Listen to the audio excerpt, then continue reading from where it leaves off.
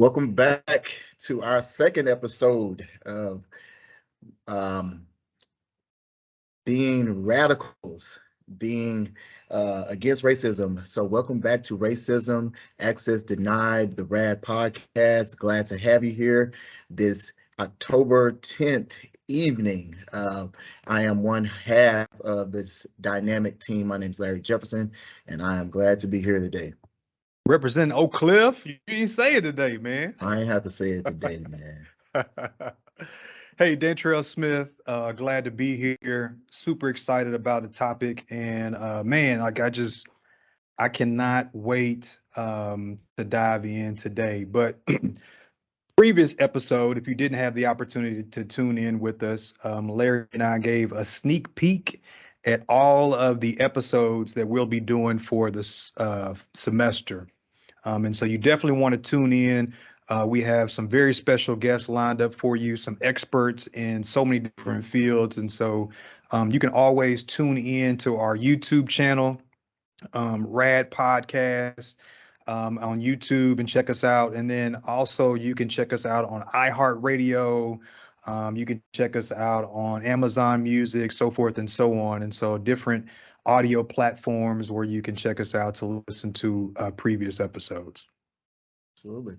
So without further ado, we'll allow our panelists to introduce themselves. I can go first. So hi, everyone. My name is Alyssa Torres. My pronouns are she and her. I am the Director of Mental Health Equity with Mental Health America. And Mental Health America is the nation's leading mental health organization. So we've been around for quite a long time, and we're really focusing in on making sure the equity is spread out as much as possible throughout every last bit of what we do. Glad to have you. And I'm Kellen Hill, current doctoral student at the University of South Alabama in the Combined Clinical and Counseling Psychology Department. Also the director of CHAMPS, which is the champions, or actually creating healthy athletes through mental performance strategies. So kind of a grad assistantship that I've actually built out in combination with the Counseling Center, University Center for Testing and Counseling here at South Alabama, our individual clinic that we have through our psychology department and the athletic department, kind of as an outreach branch to service student athletes and their needs. Obviously, a lot of times athletes are kind of, against mental health, so to speak, because they don't really understand it or really know much about it. And they think it's more sport performance related or think it's sports psychology. So combining my two areas of sports psychology and mental health and trying to create a bridge for those student athletes to get the help they need here at the university. How long do you have left to go on your degree? Oh, too long, man. I'm in a program right now too, and every day I wake up and be like, "Do I want to finish this?" Yeah, it's a struggle. It even challenges my own mental health. At times I'm in my second year. I have this year and 2 more academic years, and then I have an internship residency year. And then once we go ahead and defend that dissertation, we out of here. Yes, sir. Yes, sir. We'll keep strong at it. Man, I can't wait to see y'all both cross that stage, man. I'm looking forward to that day. Man, I'll probably run. Dog. Anyway, man. Hey, so let's go ahead and dive into the conversation, and just wanted to let our guests know, if any time throughout the conversation, if you have a comment or a question, please just type it in the chat, and we'll make sure that we ask your question. So the first question we have is to our panelists is, do you think people really understand how their mental health affects their day-to-day routines? Why or why not? Man, I'd say that for the most part, people don't. I think that mental health plays a big role in every part of our experience, right? Throughout the day, throughout our lives. But for the most part, I think a lot of folks just aren't fully aware of the fact that maybe not feeling themselves, maybe, feeling a little bit off on certain days is a mental health issue. It's a mental health concern. And so I think especially for, folks of color, BIPOC folks, I think it's pretty common for us to go about our days being like, yeah, I just feel like sleeping in today, or, oh yeah, I don't really want to go to that, barbecue later tonight. Like, I don't want to do anything. And I think that a lot of times we don't realize, like, yeah, if you're not feeling yourself, that's your mental health. If something in your life doesn't feel right, it's important to be checking up on that. So it's important to make sure that, you have an understanding of what healthy feels like to you, or what, what mentally healthy and wellness feel like. Like, what does it mean when you feel like yourself? What does it mean when you're really hanging out with your friends and your family and you're feeling like this is the thing that I like to do? And what does it mean the opposite of that? What does it mean when you're over here just going, yeah, I don't really want to deal with anyone today? So I think that for the most part, a lot of things are slipping for folks. A lot of times folks don't really have an idea of the fact that, if things feel off, it's probably your mental health, and you probably need to have a moment to just, get mindful, check in on yourself, and just see like, hey, how am I feeling today? Wow. Yeah. Yeah, I agree with that. Especially for people of color, it's sometimes we tend to want to take on everything for everybody, especially if it's related to family or friends. We don't want to let anyone down. It's just kind of the collectivist nature of our communities at times. So oftentimes we might feel as though we're letting someone down if we can't be there for them for a special event. And at the time, we might be putting our own mental health at detriment because we might be overloaded. And that's the thing, I think, as we get older, especially men of color, we have to kind of take a step back at times and realize, like, hey, not only is this a mental health thing, but this mental health also impacts my physical health. Because if we're constantly trying to take on these battles, we're obviously battling the emotional side of it, where we might not be telling anyone about it. We're trying to be these alpha males and trying to be, the strong, silent type, essentially.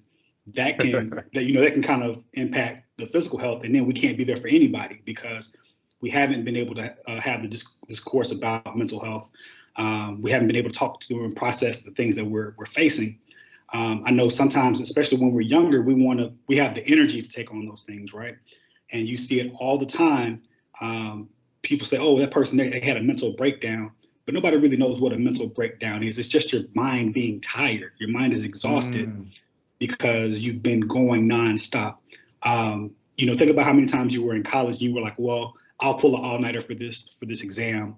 And, we get through the exam and we might go to the dorm, go back to our apartment, whatever, get a little bit of rest. When you're an adult, you got other responsibilities. So you might not be able to go out with your friends all night. You might not be able to, stay up and watch that movie, stay up and watch the news, whatever the case may be, and take in all the information.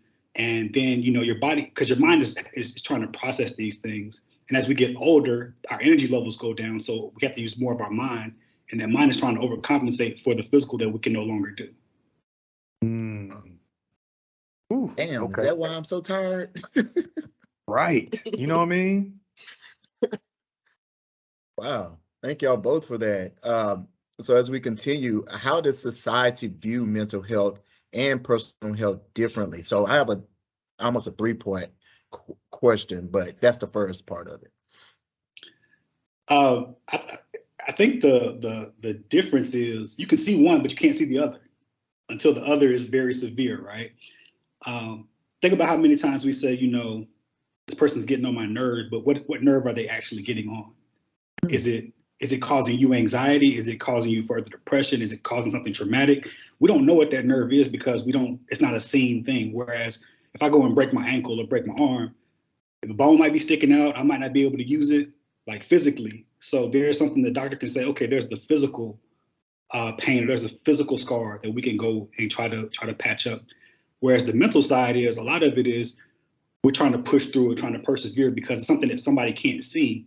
If somebody can't see it and we say, hey, this is a thing that hurts, or this is a thing that's causing me stress or distress, people might look at you and say, oh, we'll just get through it, just get over it, not understanding this is something severe that's happened to me, or this something has triggered a traumatic response for me that nobody else can see, but I can feel this thing and I can feel it through my body.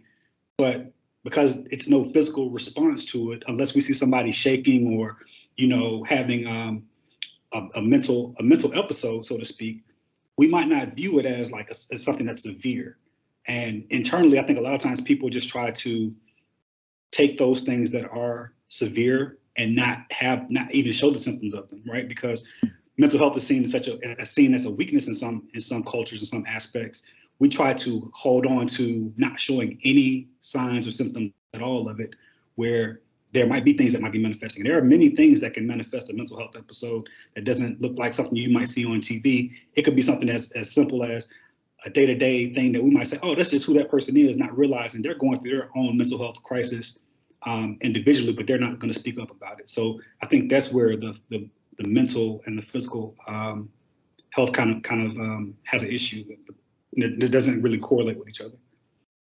Yeah, I definitely agree with that. I think that if I think about myself and I think about the times that even say like I was living with my parents and I'd go, yeah, like I've got, XYZ issue and need to go to the doctor, they'd be like, yeah, that makes sense. That's a physical issue. But if I was like, hey, I'm just not feeling myself, I'm feeling depressed, there would be all these questions, right? It would be like, why are you depressed? What are you feeling, right? Like that's pretty typical for I think most folks of color, most BIPOC folks. And I'm using BIPOC, just want to clarify too, I am using BIPOC, but I also recognize that that's not always the term that folks like. That's also not going to be the term that sticks around forever. That's just the term that That's in the now at this moment. I also prefer people of the global majority. That's also an important term to use. Yep. But yeah, like it's tough. And also one thing to keep in mind too is that different cultures explain their mental health in different ways. When I think of Latinos, Latinx, Latine folks, there's tends to be a language focus on physical symptoms. So actually research shows that that folks who are Latinx will typically go forth to their doctor and say, hey, I've got all these physical ailments. And they'll never mention a mental health issue, but there might be a mental health condition that's underlying there. And so some of the first steps that people take oftentimes when they are having mental health concerns is that they're noticing the physical symptoms, because maybe those mental health concerns have been sticking around for a while. Maybe it's manifested into chronic pain. We know that mental health takes a toll on our bodies if it's not being taken care of, and if we're not being mindful of that. So I think that, yeah, like Kellen said, there's a lot that society views differently in terms of mental and physical health. But there's also a lot of ways that we, as other folks, come over here and we talk about mental health in a different way. We definitely bring it up in a different way to our doctors. We're noticing it differently because we've been conditioned our whole lives and generationally to not focus on these thoughts, these mental on our mental health, on our what's going on in our minds. We're focused on survival. We're focused on what can I do to get through this day. And I think that we as a society really need to understand that there's a lot more that we can and should be doing for our mental health that plays a role in how we get through the day. Survival and thriving doesn't just mean paying attention to your physical health. It means really paying attention to your mind too. Let me add on one more thing to that. I got a follow-up question, but go ahead. Okay. No, go ahead. Okay. Go ahead. I was going to say, we talk about survival, and oftentimes in communities of color, we are in kind of survival mode, right? What is survival mode? A lot of people don't know what survival mode is, and usually there's a lot of fight or flight sensory going on. You're always having your head on a swivel. You got to watch out for, possibly crime in your communities. You got to watch out for, if you go to work outside of your community, are people trying to get over on me? Are people trying to assert certain things, whether it be racism, sexism, any of those things, your mind, think about it, if your mind is always on, your mind is always triggering triggering something as a response and you're constantly in fight or flight mode, by the time you go to bed, you haven't even had time to cut that off. So then you have an issue where you can't sleep at night because your mind has constantly been racing all day. You haven't had time to properly shut your mind off. And then when you wake up, if you do, let's say, get 2 or 3 good hours of sleep, let's say even if you slept 8 hours and you got 2 or 3 good hours, by the time you wake up, you're resetting your body. You might go have a shower, talk to your family, and by the time you get out the door, your fight or flight sensories are right back up, locked and loaded. Wow. So you brought up a good point when you talked about the differences in mental health across cultures. And I was wondering if both of you all can maybe expound upon that a little bit in terms of what are some of those differences mental health wise or issues that you have seen or you've kind of researched in your particular work that you've seen kind of cross culturally.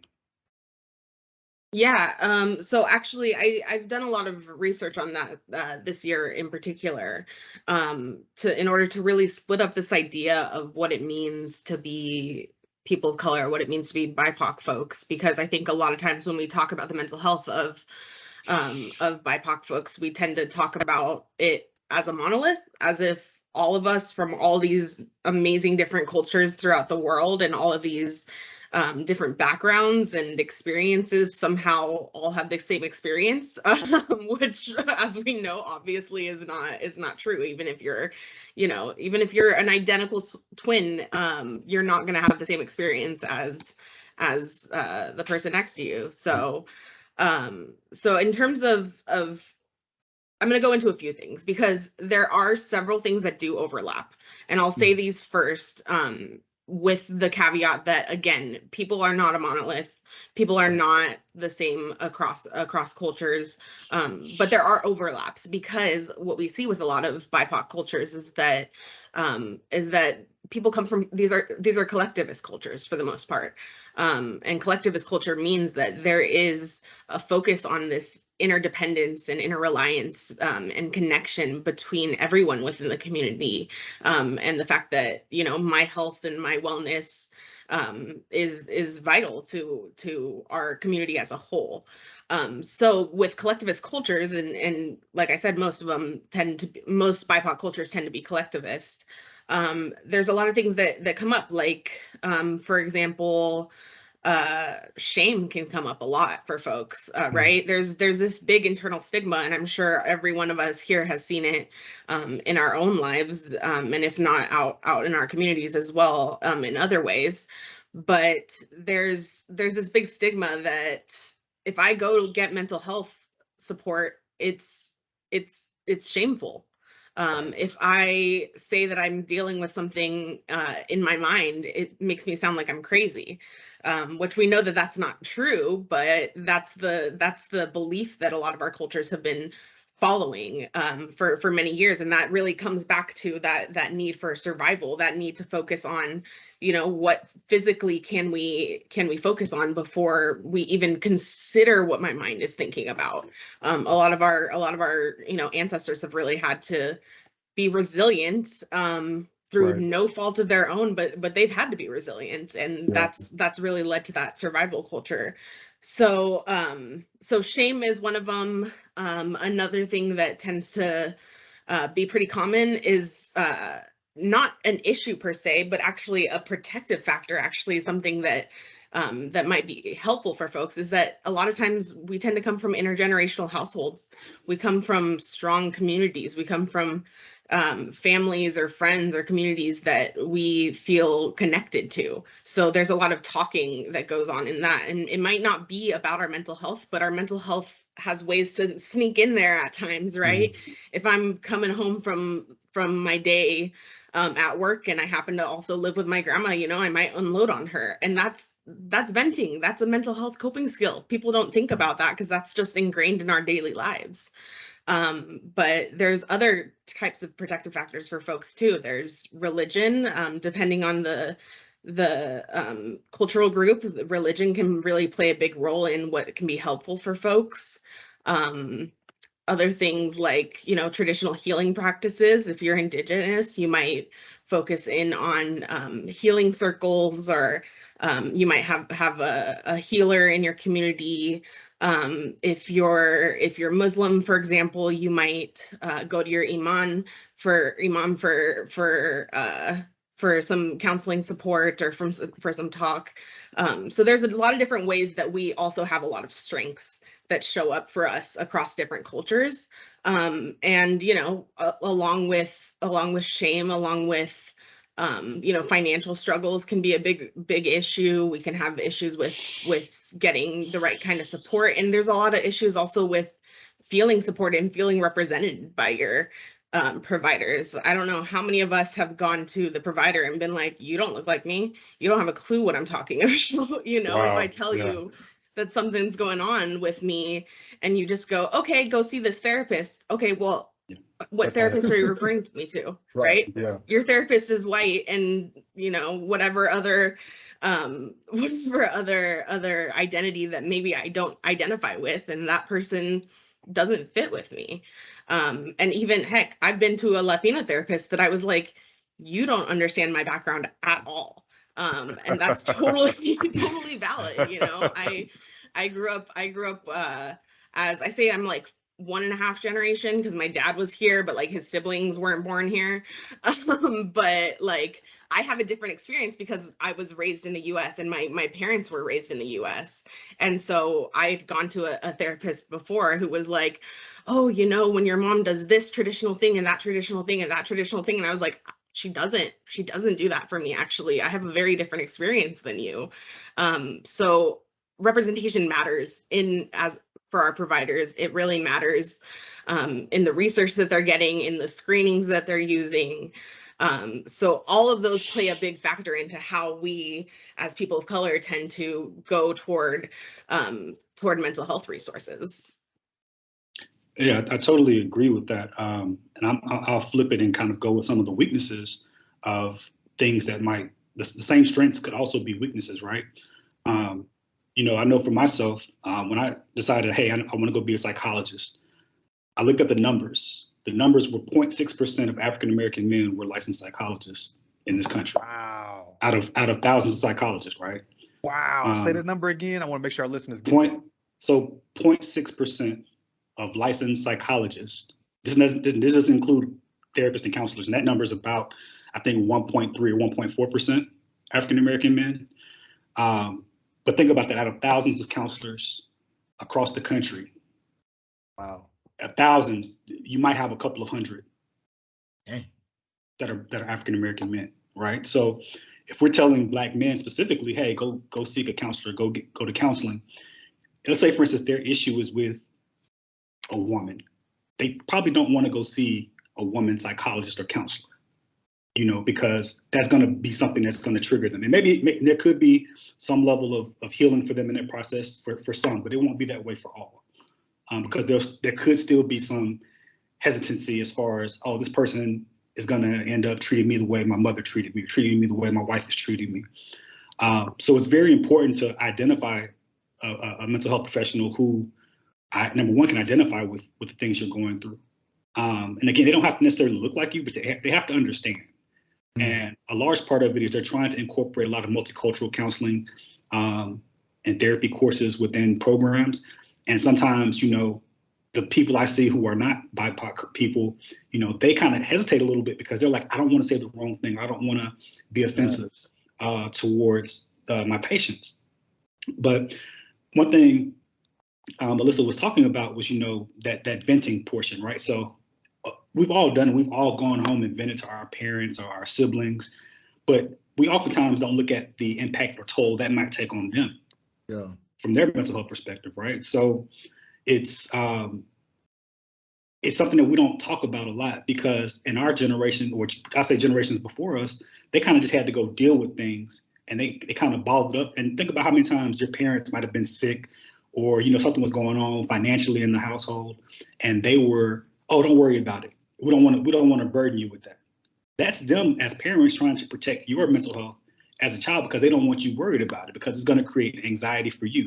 So it's the same thing, you know, even though those things can be protective factors for us, they can also be detriments to us, because we're taking basically, if we don't know how to properly compartmentalize our stress, our mental health, then we just kind of shift that over to our siblings, cousins, other family members, even our kids, you know. So it's very important that we understand what our mental health is and like how to process it. And that's why I generally, you know, promote going to see a mental health therapist or a professional, because they can help you kind of unload everything that it is that you got on your plate and help you basically shift everything around so that it helps you in your process. Because again, family might have their own stuff going on, and they might say, oh, okay, yeah, that's cool. You know, yeah, I understand what you're saying, but they can't really help you process it because they got their own stuff going on. They haven't fully processed their stuff.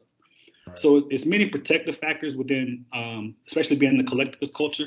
And I always say, you know, for people who are not from America, this individualistic culture can kind of be hard on people, right? Because it's like you're fighting this uphill battle to be the best you can be. It's not necessarily about bringing the family along at times. So sometimes we're trying to be the best we can be, and we might feel as though, oh, well, my family's holding me back. Or the family might feel as though, oh, you think you're better than us because you got these accomplishments. So there are things there with mental health, right, where we're trying to accomplish certain things, certain goals. If the family doesn't align with that, then it's like, okay, well, we're going to kind of exclude you because you don't fit the mold of what we're used to. Right. So that can also be a mental health factor, right? So there's so many different things that I think as BIPOC people, we really have to address kind of going into mental health. And it's something that I always tell people, hey, you know, religiously, people want to say, hey, you know, I grew up in the South. I'm from a Black Southern family. Okay, who you want to talk to about what? You have to talk to Jesus. Get Jesus on the main line, right? That's, you know, that's what you want. Tell them what you want. That's one of those things where it's one of those things where it's really a struggle sometimes, because you get people who are deeply rooted in religion and like are devout spiritual people, right? And you're coming in and saying, okay, well, talk to me about what's going on. Think about it. In every religion, you have a person that you can go and speak to, a clergy, a priest, a pastor. But we tell people, hey, you know, don't talk to a mental health person, even though the pastor's not bound to confidentiality. Not at all. They're counseling you and your family members, so they know all the business. They're in the mix of everything, right? But a mental health therapist, they're providing you confidentiality. And chances are, if you guys didn't come together for family therapy, they're not gonna be seeing your family members unless you're in like a rural community where there's only one therapist. But generally, there's a level of confidentiality and trust that you can have with your therapist that they're not gonna go back and share your information with anybody else, because number one, they're not trying to lose their license. Trust me, it's too hard to get a license in this field. Nobody's trying to lose that license once they get it. Nobody's trying to go in front of an ethics board to hear these things. So, you know, a lot of times that's like one of the biggest hurdles is, you know, I don't want to go tell a stranger my business. That stranger is probably the one person that can hold your confidentiality, and hold everything it is you're coming in with, and really let you just dump everything and have an unbiased opinion about what it is you're going through. Yep. I want to jump on that for a minute too, because Kellen, you said a few different things that my brain's going, I need to jump on all of those. But first off, speaking to what you said earlier about the representation and the fact that, you know, there's just not enough BIPOC folks out there. And I think I saw somebody in the chat asked what BIPOC stands for. It means Black, Indigenous, and People of Color. But so if you are somebody who's listening in on this right now and are thinking, hey, you know, I'd love to do something toward this field, do it. Get in there, you know, find a mentor, find somebody that you feel comfortable with. If it's a professor, if it's somebody that you connected with online, heck, if you just get on LinkedIn and just start adding folks, that I did that once upon a time, and I think somehow I ended up in this spot now. But you know, there, you know, find a way to network with folks and find and find a mentor, because we need folks who look like the folks in the community to be the providers. And if we don't have, you know, there isn't this amazing system out there that's recruiting us left and right. I wish there was, but unfortunately we got to do the work. And we gotta push ourselves to get in those spaces that we might be a little bit uncomfortable with, and of course with caution and making sure that it is a place that you feel safe in. But you know, if this is something that you're interested in doing, look into it. Look into social work school, look into counseling school, look into marriage and family therapy programs. There's all kinds of different programs that folks can get into. And in addition to that, referring to what you said, Kellen, about just really, I call it trauma dumping, right? When you just offload onto somebody and there isn't really a way for that other person to you know, process the information that you've just given them. I've seen a few different things work with folks, and one thing that I've personally incorporated into my life, whether it's with my boyfriend or a friend or a family member, I always ask them, like, hey, do you have the mental capacity right now? Yep. Like, do you just, are you okay mentally right now that you can handle my trauma? Because I need to vent and I need to just go off. And another way that we've also handled that, like I said, in my personal life, is that a lot of times too, the question is, do you need support? Do you need advice? Do you need somebody to listen to, or do you need a distraction right now? Because there's a lot of different ways that you can go towards that, right? If you start giving somebody advice and they're not feeling it, well, that's going to go in one ear and out the other. Like, you're not going to get anywhere with that, right? And then they might end up somehow pissed off at you in the end. And, you know, how did you get there suddenly? You know, I think a lot of us have been in that situation. But so if you are somebody who wants to rely on others, you know, make sure you're asking the right questions, and make sure that it is a two-way street, that it's not just one person trauma dumping on the other person. You know, your friends can be great supports for you, and at the end of the day, they're also not your therapist. They're also not the person that you need to go to for 100% of the support that you need. So that's just a couple of different ways to combat that. But also something that I wanted to bring up is the fact that, you know, with spirituality and with religion, there's a lot of different ways that you can get support with religious groups and with your religious leader. And for some people that might not be helpful, and that is perfectly fine. If you prefer therapy, and if you prefer that, I highly recommend that you go to therapy. If you want to use your religion as a way to supplement your therapy, if you want it, or if you are somebody who simply is not comfortable with therapy and you want to use that, you know, make sure that the religious leader, the person that you're asking for support make sure that they are actually trained and aware of the kind of issues that you might bring up. There's a lot of different initiatives out there that folks can use to get support. I know that the American Foundation for Suicide Prevention earlier this year had released a new initiative for Black churches to help train faith leaders in suicide prevention. Oh, that's good. Wow. Yeah, so I believe it's called Soul Shop. So I would highly recommend that folks look at that. It's called Soul Shop, and it's with the American Foundation for Suicide Prevention. And then also I would say too, is that with Mental Health America, we, like I said before, we are the leading mental health organization in the US. So we're constantly providing public education to folks. We're constantly doing advocacy. And one of my favorite things that we do is that we put out toolkits all the time. And by toolkit, I mean, it's essentially this large document that has everything you need to talk about, say, your mental health.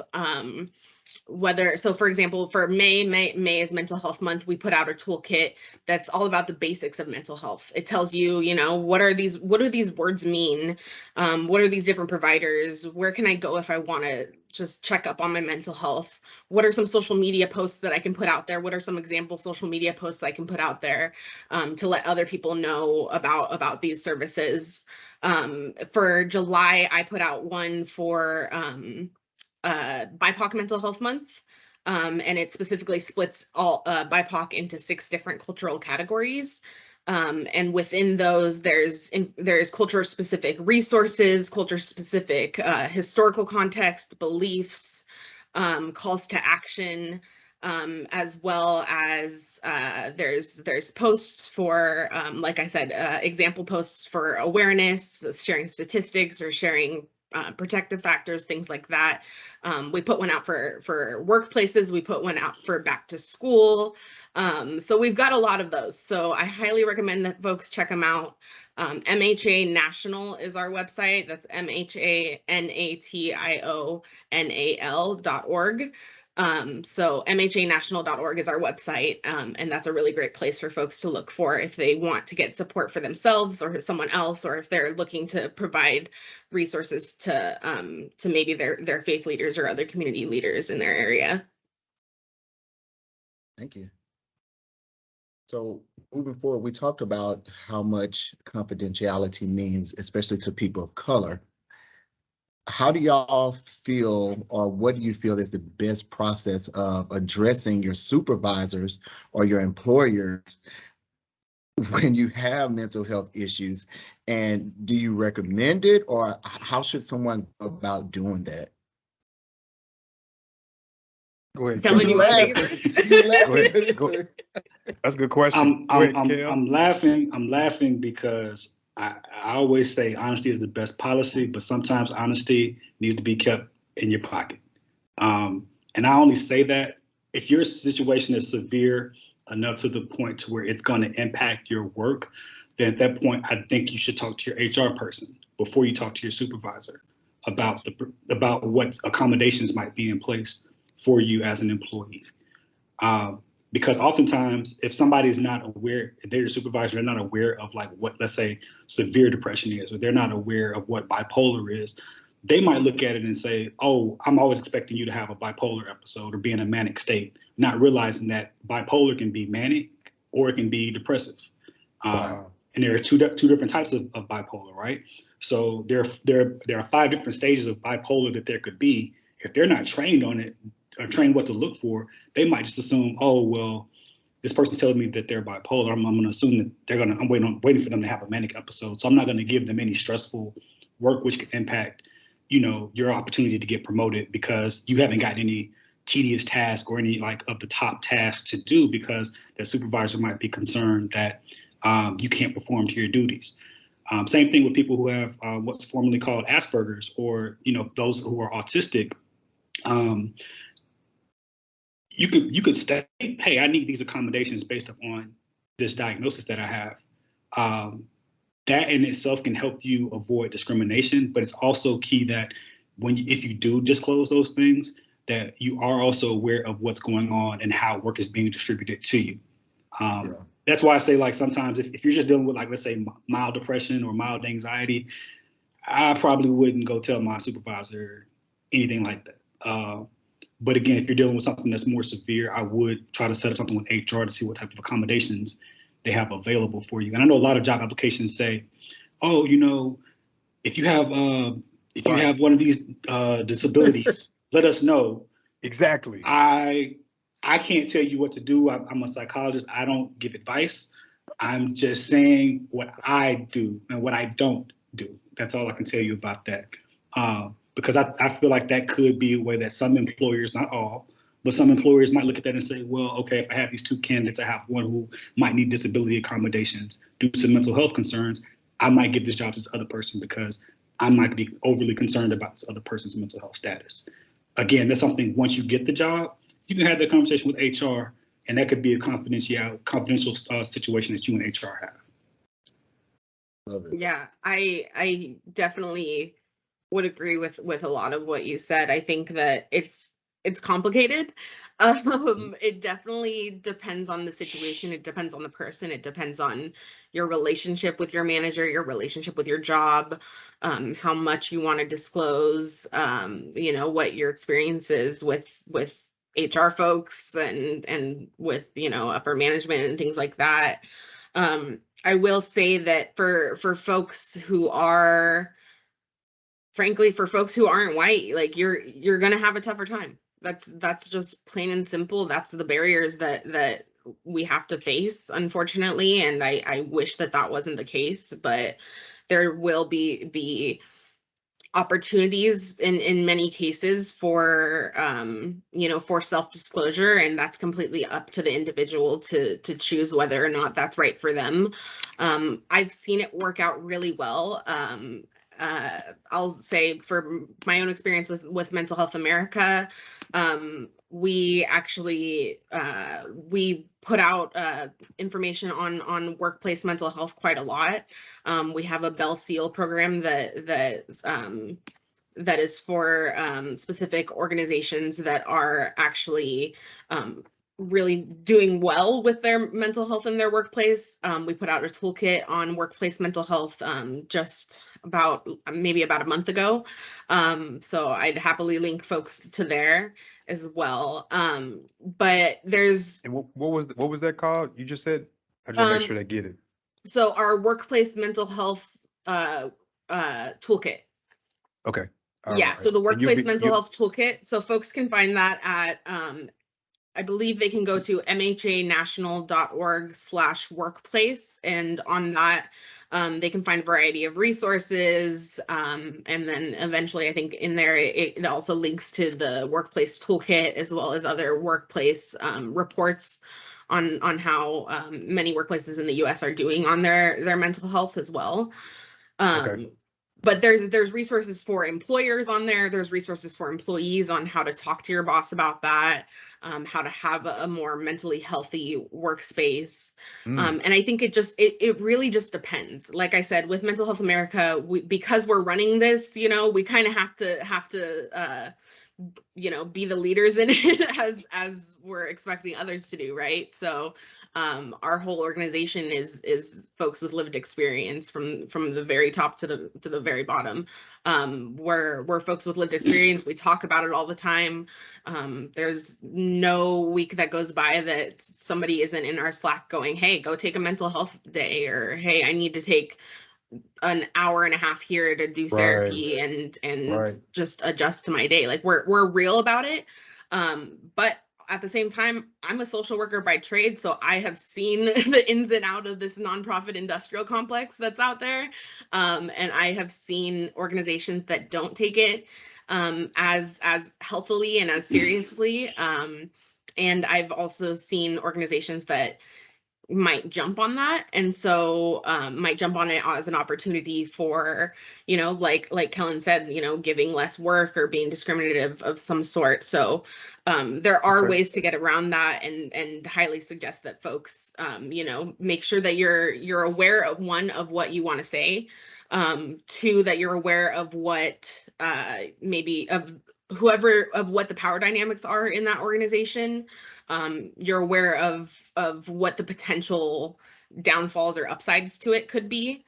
And that, when in doubt, document stuff. Document it. Make sure that if you're talking to your manager or talking to your HR person, that if you want to disclose a mental health concern, that you're disclosing it, as a disability, that you are backing it up with documentation if that's possible. I have a whole rant on why documentation shouldn't be a thing anyway, but that's for another day. All right. No, that's So, cool. I appreciate that. And make sure everybody go to that website real quickly. Before we move to the next question, want to open the floor up to our listeners. And so if you have a question directly for one of our panelists or to both of our panelists, now is the opportunity to ask that question before we transition to another question. And feel free to unmute yourself, or if you don't feel comfortable, you can just type the question in the chat, and Larry and I will read your question, but want to open the floor up to our listeners.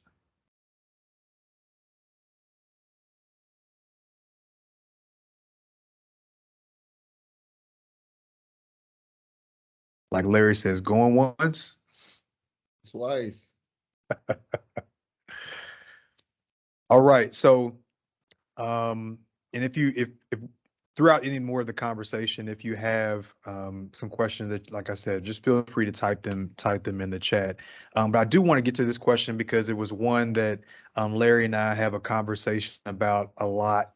And so to the panelists, some celebrities, particularly some celebrities of color, have really started to come to the forefront and talk a little bit more about their mental health, or society's kind of brought it to light for them, right? Right. I think that's more so what has happened. Yeah. And so my question to the panelists is, as we are seeing more of the celebrities being dealt or talked about or addressing their mental health, do you think that is breaking down the stigma surrounding mental illness? And so, Kellen, I'll go to you first for that. In some ways, yes, I do think that it is breaking down some of the stigma, especially if that individual is relatable, right? And if they're open to talking about the issues they faced and how long they've gone through the issue and how long they've tried to hide the illness that they were going through in order to achieve mental wellness, I think that can be very impactful. I know we see it a lot. I know I see it a lot with athletes. Some athletes will come in and say, oh, I saw this athlete talking about mental health, and, I'm just concerned about my mental health. And it'll be stuff that they've kind of packed away for years and just thrown themselves into their sport and have been really great at their sport, but also don't know how to separate their identity from their sport. So I think it's very impactful if we see these celebrities. Again, it's across all walks of life. If somebody's an actor or actress, entertainer, whatever walk of life, if people start talking about it more, it becomes one of those things that's, no longer the unseen or unheard pain that a person has to go through by themselves. And, one thing we always hear about when people commit suicide is, I wish the person would have just told me or reached out. But we don't really have a society that's as welcoming as it should be to talk about mental health, right? It's still very taboo in so many circles. It's, oh, well, that person, they'll get over it. I know I offended them, but they'll get over it. Or it's just like, I'll find a way to get through it. And I do think that having these talking heads, so to speak, talk more about it, it becomes more of a talking point in the culture as a whole. So having those celebrities, I think, is a really great thing to just kind of at least spark the conversation. Yeah, I think that it's really helpful to have folks that are out there representing their own mental health condition, representing their own experience. I think that that's important. I think that for myself growing up, I don't remember that many folks talking about their mental health. I think I remember once being a very depressed teenager, looking things up online and trying to find, celebrities, and it was some like clickbait article from forever ago about like that Princess Diana had some mental health conditions, and there wasn't enough representation back then, is what I'm trying to say. But I think that a lot of folks tend to bring up their mental health, whether that's on their own terms or because they're in the public light and that kind of got forced upon them. I think that as long as when they're open, it's helpful for folks to know that people do deal with this, and things like depression and bipolar and anxiety, a lot of times they look like somebody who is performing on a stage and looks like they're having the time of their lives. A lot of times they look like somebody who is laughing and enjoying things and going about their day being quote unquote high functional. It doesn't always look like those depression ads that we see on TV a lot, or those stock images of people just like head in their hands, just so upset about life. Sometimes it does look like that, but not always. So I think it's really important for folks to understand, especially when people as large as, for example, Megan Thee Stallion came out recently with her website. I don't know if you all saw that. But she has a great initiative going on. Taraji P. Henson has a great initiative going on. So there's a lot of different ways that these celebrities are also using their platforms to provide the right resources for folks, which I always really, really appreciate that. We want to thank you both for being here. I've been getting a lot of text messages saying, hey, this was great. So Kellen, Alyssa, we greatly appreciate you being here and sharing your knowledge that you had. And Dantrayl has a quote for us as we normally close out. So yes, we're back to our awesome quotes from Dr. Dantrayl Smith. Shoot away, my brother. All right. So this quote is from a gentleman by the name of Matt Haig. And so he says, mental health problems don't define who you are. They are something you experience. You walk in the rain and you feel the rain, but importantly, you are not the rain. God, you wet. I I love it, first man. off, Good quote. appreciate it, bro. And thank you all, panelists. Thank you all for our listeners. Tune in next week, where our next week's topic. Let me see if I can go ahead and pull it up. I think I'm able. I think I'm able to. Maybe not. You can't share it. No, it's not letting me. It's not letting me do it. I don't know why. Okay. Well, anyway, so I'll have to figure it out for next week. But we have our title for next week is called No Doctor Visit. And so we'll be talking to our special esteemed guest to really understand the reason why when we have pain or have those ailments that we don't want to go to the doctor. And so we'll kind of unpack culturally and where that notion and mindset comes from and how do we really address moving forward individuals that we come in contact with that have that mindset. So it's going to be a great conversation. So make sure you tune in next week, 5 p.m. We should have got my dad on here so he can talk about his old school country. Reasons why he mix up his own. Oh, I just mix up my own concoction and I'll be feeling better in 2 days. Oh, I know, right? Ginger ale and Vicks, baby. Man, my Hey, daddy my had you on grandmother all would type of swear. stuff. My grandmother would swear up in the town, man. She would talk about when she was living, she would say, Father John, make sure you take your Father John. I'd be like, man, you don't get on, man, with that Father John somewhere. Right. Well, thank y'all again for being here and lending us your ear. And thank you again, panelists, for being able to take the time out and share this knowledge. But until then, have a great remaining Monday and take care. We'll see you next week.